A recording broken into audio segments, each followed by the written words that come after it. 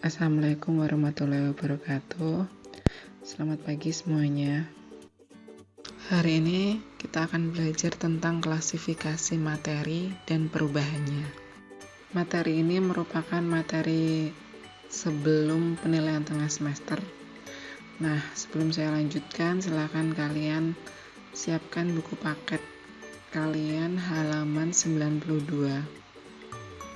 Materi berdasarkan wujudnya dapat dikelompokkan menjadi zat padat, zat cair, dan zat gas. Sifat-sifat pada ketiga zat tersebut akan saya jelaskan pada video berikut ini. Yang pertama adalah zat padat. Di sini saya mencontohkan dengan ballpoint. Nah, ballpoint ini jika di dalam kotak pensil, kita akan melihat bagaimana perbedaan bentuk dan volume ballpoint ini ketika berada di dalam kotak pensil ini dan ketika di luar kotak pensil. Nah, kita amati ketika di dalam kotak pensil, ballpoint ini tetap bentuknya seperti ballpoint, ketika di luar pun tetap bentuknya seperti ballpoint, dan volumenya pun tetap tidak berubah. Jadi dimanapun dia berada, misalnya ballpoint ini ukurannya segini, ya tetap dimanapun dia akan tetap segitu. Berarti dapat disimpulkan bahwa benda padat itu sifatnya bentuknya tetap dan volumenya juga tetap. Kemudian sifat untuk zat cair. Di sini saya mempunyai dua wadah gelas ukur yang berbeda. Jadi saya pertama mengisi yang gelas ukur besar dengan 100 ml air. Kemudian saya pindahkan ke gelas ukur yang kecil. Nah, dapat dilihat bahwa ketika saya pindahkan di gelas ukur yang kecil, volumenya pun tetap 100 ml. Jadi zat cair mempunyai volume tetap, sedangkan bentuknya ketika zat cair ini dari gelas ukur saya pindahkan ke dalam gelas yang lengkung-lengkung seperti ini, dia bentuk airnya nanti akan mengikuti bentuk gelas. Jadinya bentuknya bukan lagi seperti gelas ukur, tapi seperti gelas yang melengkung ini. Berarti dapat disimpulkan bahwa sifat dari zat cair bentuknya berubah-ubah sesuai dengan wadahnya, sedangkan volumenya tetap. Yang terakhir adalah sifat untuk zat gas. Zat gas ini saya kasih contoh balon. Ketika kalian meniup balon, udara yang kamu tiupkan dia akan mengisi ke seluruh isi balon. Berarti dapat kita bayangkan bahwa gas bentuknya juga akan berubah-ubah. Sedangkan volumenya juga sama, dia akan berubah-ubah. Contohnya ketika kamu mengeluarkan kentut. Nah, kalau kalian kentut, satu ruangan akan mencium baunya kan. Nah, berarti volumenya dan bentuknya kentut itu dalam bentuk gas itu dia akan berubah-ubah. Misalnya kamu dalam lift, ya gas itu akan memenuhi lift itu. Misalnya kamu di dalam ruangan, gas kentutmu itu juga akan memenuhi ruangan. Berarti sesuai dengan tempat kalian berada. Nah, dapat disimpulkan bahwa gas bentuknya dan volumenya itu dia berubah-ubah.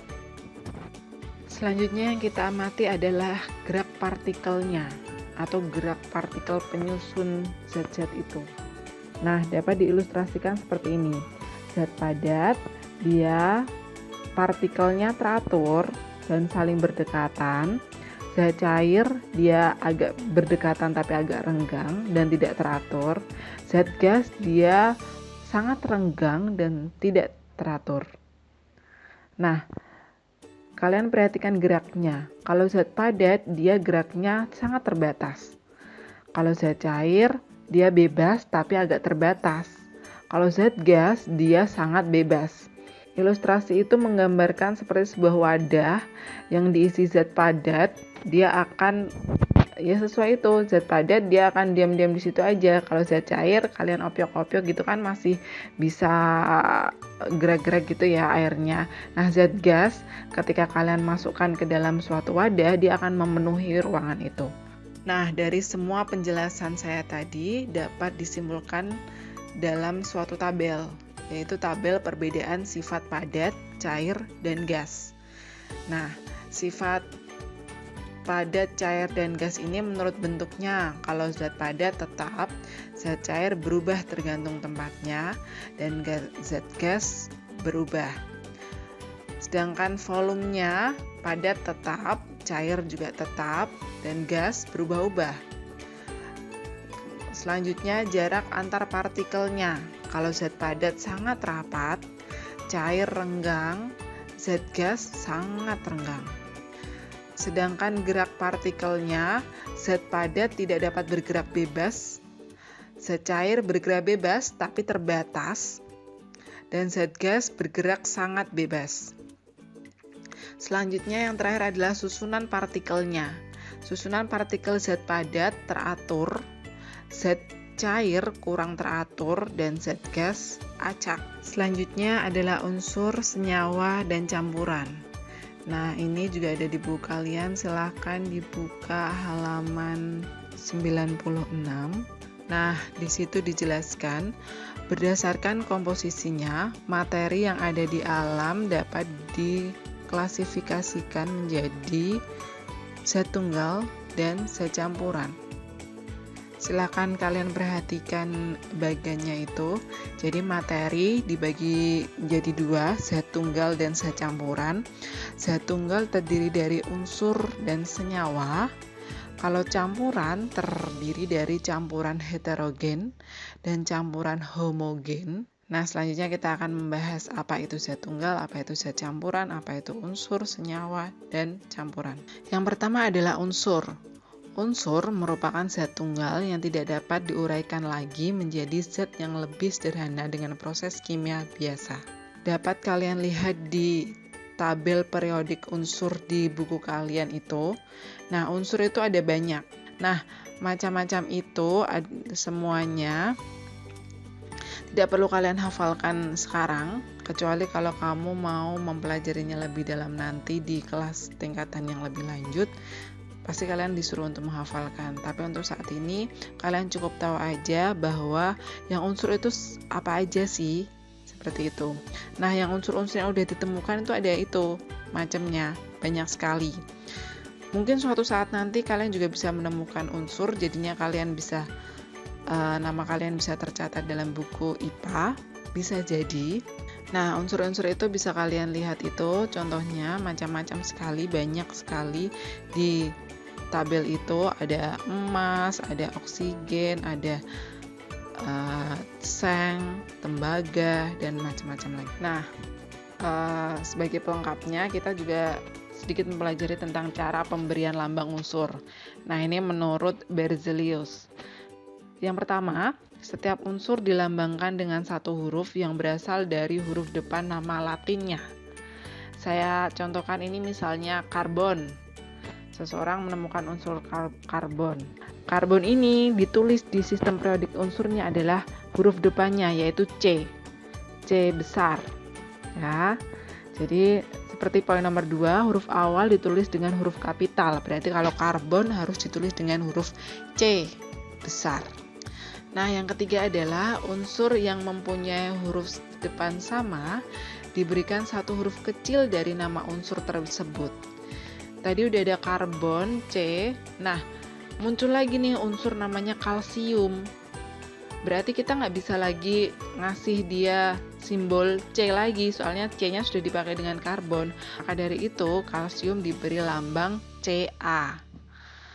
C-nya besar, kapital, A-nya kecil. Nah, Ca berarti kalsium, seperti itu. Setelah unsur, kita mempelajari tentang senyawa. Senyawa terdiri atas dua buah unsur atau lebih. Senyawa itu dapat diuraikan menjadi dua unsur atau lebih dengan proses kimia biasa. Nah, sifat suatu senyawa itu berbeda dengan sifat unsur-unsur penyusunnya. Saya berikan contoh di sini adalah H2O atau air. Nah, H2O itu tersusun dari unsur oksigen dan hidrogen. Nah, sifat yang berbeda seperti apa? Air sendiri sifatnya cair. Sedangkan kalau kita uraikan menjadi hidrogen dan oksigen, hidrogen sifatnya adalah gas. Dan oksigen juga sifatnya gas. Jadi sifatnya sangat berbeda. Air dapat digunakan untuk memadamkan api, sedangkan gas hidrogen mempunyai zat yang mudah terbakar. Dan gas oksigen mempunyai zat yang diperlukan dalam proses pembakaran. Berarti sifat penyusunnya air itu dia sifatnya berbeda dengan air itu sendiri. Itulah salah satu sifat dari senyawa. Setelah unsur dan senyawa yang merupakan zat tunggal, selanjutnya adalah campuran. Campuran adalah suatu materi yang terdiri dari dua zat atau lebih yang masih mempunyai sifat zat asalnya. Jadi kalau senyawa tadi dia udah berbeda sekali dengan sifat zat asalnya, kalau campuran dia masih ada sifat zat asalnya.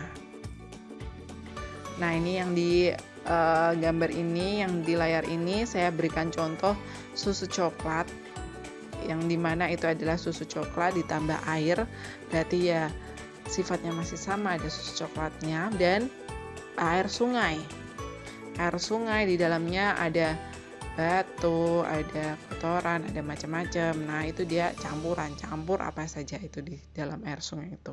Campuran dibedakan menjadi dua, yaitu campuran homogen dan campuran heterogen. Campuran homogen adalah campuran yang tidak dapat dibedakan zat-zat yang tercampur di dalamnya. Nah, seperti pada gambar itu, partikel zat yang terlarut tidak dapat terlihat, sehingga tidak dapat dibedakan dengan pelarutnya. Campuran homogen ini disebut juga larutan. Nah, larutan itu terdiri dari pelarut dan zat terlarut. Nah, pelarut misalnya adalah larutan garam. Berarti pelarutnya adalah air, zat terlarutnya adalah garam. Nah, kalau dilarutkan nanti jadinya larutan. Nah, intinya yang campuran homogen ini dia tidak bisa dibedakan dengan mata telanjang antara pelarut dan zat terlarutnya. Contohnya sirup, yang lainnya larutan garam, larutan gula. Itu kan dia udah nyampur, jadinya susah untuk dibedakan antara zat terlarut dan pelarutnya. Larutan yang kita kenal dalam kehidupan sehari-hari itu dapat dikelompokkan menjadi larutan yang bersifat asam, basa, ataupun garam. Nah, itu bisa kalian lihat pada halaman 104, larutan asam, basa, dan garam. Yang pertama adalah larutan asam. Larutan asam di buku kalian itu dicontohkan jeruk, lemon, tomat, cuka dapur. Nah, larutan asam ini ciri-cirinya adalah rasanya masam, tidak boleh dicoba kecuali kalau makanan, dapat menimbulkan korosi, dan mengubah kertas lakmus biru menjadi berwarna merah. Kertas lakmus itu seperti apa? Kertas lakmus itu seperti ini. Nah, yang di samping itu. Kertas lakmus itu dapat kalian dapatkan di toko-toko bahan kimia. Itu dia bisa membedakan antara sifat asam dan basa. Nah, kertas lakmus ini dia ada yang warnanya merah, ada yang warnanya biru. Seperti pada ilustrasi pada gambar itu adalah larutan HCl. Larutan HCl adalah larutan asam. Nah, itu dicelupkan dua kertas lakmus, yang satu warnanya merah, yang satu warnanya biru. Ketika setelah selesai dicelupkan, kertas lakmus itu yang merah tetap merah, yang biru dia berubah jadi merah. Selanjutnya adalah basa. Basa ini contohnya kalau dalam kehidupan kita sehari-hari di buku kalian dituliskan bahwa basa contohnya sabun mandi, sabun cuci, sampo, pasta gigi, obat mah, dan pupuk. Nah, basa ini mempunyai ciri-ciri, mempunyai rasa agak pahit, tapi tidak boleh dicoba ya. Yang kedua adalah terasa licin di kulit. Dan yang ketiga adalah mengubah kertas lakmus merah menjadi biru. Nah, contohnya tadi sama seperti ilustrasi berikut ini. Misalnya ini adalah larutan NaOH, natrium hidroksida. Larutan NaOH itu adalah sifatnya basa. Nah, ketika dia dicelupkan dengan kertas lakmus merah dan biru, yang merah dia akan berubah menjadi biru. Sedangkan yang biru warnanya akan tetap biru. Nah, intinya adalah kalau yang tetap biru ada atau berubah jadi biru itu adalah basa. Kalian mengingatnya biru, B, basa gitu ya. Nah, berarti kalau merah berarti asam. Yang terakhir adalah garam. Nah, senyawa garam yang paling terkenal adalah garam dapur atau nama ilmiahnya NaCl atau natrium klorida. Nah, kalau garam ini kalau kita tes dengan kertas lakmus, nanti kertas lakmusnya yang merah akan tetap merah, yang biru juga tetap biru. Berarti tetap. Itu berarti nanti kalau ada seperti itu, berarti sifatnya adalah garam atau netral. Oke, selesai tentang campuran homogen. Selanjutnya adalah campuran heterogen. Jadi campuran heterogen ini adalah merupakan zat yang tidak dapat bercampur satu dengan yang lain secara sempurna, sehingga dapat dikenali zat penyusunnya. Kalau yang digambar itu saya contohkan air dengan minyak. Nah, ketika kalian campurkan air dengan minyak, kalian masih bisa melihat yang mana yang air dan yang mana yang minyak. Berarti dia adalah campuran heterogen. Jadi, bisa kita simpulkan perbedaan sifat unsur, senyawa, dan campuran. Ada di buku paket kalian juga, tabel 3.7. Setelah kita membahas tentang campuran tadi, sekarang kita membahas tentang cara memisahkan campuran itu sendiri.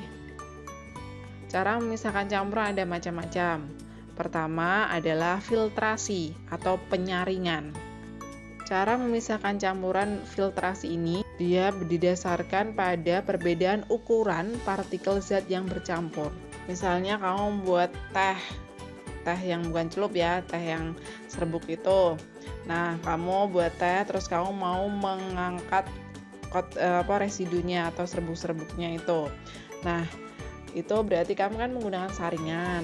Nah, itu salah satu bentuk contoh proses pemisahan campuran dengan cara filtrasi atau penyaringan. Jadi setelah disaring, residunya yang ukuran partikelnya lebih besar, dia akan tersaring, tidak ikut turun. Sedangkan cairan yang partikelnya lebih kecil, dia akan turun melewati saringan. Nah, yang tersaring itu namanya residu. Kalau yang tadi kita nyaring teh berarti tehnya, ampasnya itu namanya residu. Sedangkan zat yang tersaring itu namanya filtrat. Atau zat yang sudah melewati saringan itu namanya filtrat. Cara pemisahan campuran berikutnya adalah sentrifugasi. Nah, sentrifugasi ini dilakukan sebagai pengganti filtrasi jika partikel padatan yang terdapat dalam campuran memiliki ukuran yang sangat halus. Dalam dunia kedokteran biasanya sentrifugasi ini digunakan untuk memisahkan darah dari komponen-komponennya, yaitu sel darah merah, sel darah putih, dan plasma darah. Versi sederhananya dapat kalian lihat dalam video yang saya cantumkan. Nah, di situ ada air tanah atau air butek kayak gitu, dan ada larutan seperti susu, dan akan dipisahkan antara residu dan filtratnya. Cara sentrifugasi adalah dengan cara memutarnya dengan cepat. Nah, hasilnya dapat terlihat antara residunya yang ada di bawah dan filtratnya yang ada di bagian atas. Selanjutnya adalah destilasi. Destilasi prinsip kerjanya didasarkan pada perbedaan titik didih dari zat cair yang bercampur. Destilasi disebut juga dengan penyulingan. Contohnya misalnya penyulingan air laut atau untuk menjernihkan air laut. Nah, ini kalau metode destilasi ini bekerja dengan baik karena garam, mikroorganisme, dan komponen air laut lainnya dia tidak mudah menguap. Jadinya yang menguap dia adalah air murninya. Nah, prinsip kerjanya nanti setelah dipanaskan, komponen yang tidak menguap nanti dia akan mengendap, dan yang menguap dia akan menjadi uap air, terus nanti jadi titik-titik air. Nah, nanti disalurkan ke tabung ini, nanti hasilnya meneteslah air murni seperti itu. Jadi yang titik didihnya lebih rendah, dia akan lebih cepat menguap daripada yang titik didihnya lebih tinggi. Berikutnya adalah kromatografi. Kromatografi didasarkan pada perbedaan kecepatan merambat antara partikel-partikel yang bercampur dalam suatu medium diam ketika dialiri suatu medium gerak. Contohnya video berikut ini adalah contohnya ada kertas yang dicoret dengan spidol. Nah, partikel yang diam adalah tinta spidol itu, yang partikel medium bergerak adalah airnya nanti. Nah, kertasnya itu digantungkan seperti itu, terus ujungnya sampai menyentuh air. Nanti air akan naik, akan merambat naik. Nah, nanti akan menguraikan warna-warna berdasarkan cepat rambat partikel warna itu. Selanjutnya yang terakhir adalah sublimasi. Sublimasi itu didasarkan pada campuran zat yang memiliki satu zat yang dapat menyublim. Menyublim itu dari padat ke gas, sedangkan zat yang lainnya tidak dapat menyublim. Contohnya itu kalau mau memisahkan kapur barus dengan pasir. Nah, kapur barus kan bisa menyublim, nah pasir kan enggak. Nah, ketika campuran antara kapur barus dan pasir itu dia dipanaskan, nanti kapur barus dia akan menyublim sehingga nanti akan tersisa pasirnya. Nah, kita sudah masuk ke bagian yang terakhir, yaitu perubahan materi. Perubahan materi ada dua, yaitu perubahan fisika dan perubahan kimia. Kalau yang perubahan fisika, dia tidak menghasilkan zat baru. Contohnya di situ saya contohkan adalah es batu. Jika kalian cairkan, dia akan menjadi air.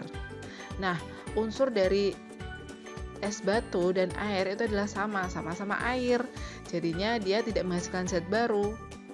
Sedangkan kalau perubahan kimia, dia intinya adalah menghasilkan zat baru. Itu saya contohkan ketika kayu dibakar dengan api. Nah, kayu itu nanti setelah dibakar akan berubah jadi arang. Nah, arang dan kayu itu dia sifatnya udah berbeda. Berarti dia udah menghasilkan zat baru, yaitu berupa arang. Contoh yang lainnya dalam perubahan fisika adalah perubahan wujud zat.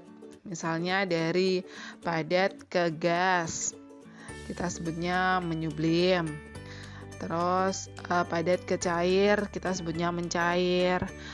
Cair ke gas kita sebutnya menguap, dan sebaliknya ke cair kita sebutnya mengembun. Nah, itu di dalam gambar itu udah ada keterangan kalau yang panahnya merah dia adalah memerlukan kalor. Contohnya adalah cair menjadi gas atau menguap, dia memerlukan kalor. Kenapa? Soalnya untuk menjadi air, untuk menjadi gas, dia kan butuh panas. Dia kan biasanya kamu panaskan di atas kompor biar dia supaya menjadi uap. Nah, berarti dia memerlukan kalor.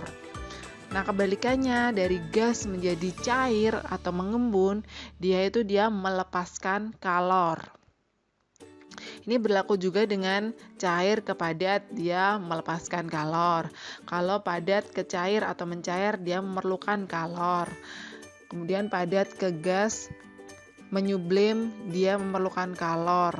Kebalikannya, gas ke padat mengkristal, dia melepaskan kalor. Seperti itu. Sedangkan contoh lain dari perubahan kimia, Di situ kalau di buku paket sudah ada ciri-ciri perubahan. Kalau di buku paket sudah ada ciri-ciri perubahan kimia, yaitu terbentuknya zat baru, terbentuknya gas, terbentuknya endapan, terjadinya perubahan warna dan suhu. Nah, contohnya yang biasa dalam kehidupan kita sehari-hari adalah pembusukan. Contohnya di gambar itu adalah buah busuk. Nah, buah busuk itu kan udah sifatnya udah berbeda ya, udah menjadi zat baru yang mau awalnya buah warna dan baunya bagus, enak dicium. Setelah busuk dia berubah menjadi baunya sangat menyengat, tidak enak, dan warnanya juga akan berubah. Yang berikutnya, gambar kedua adalah besi yang berkarat.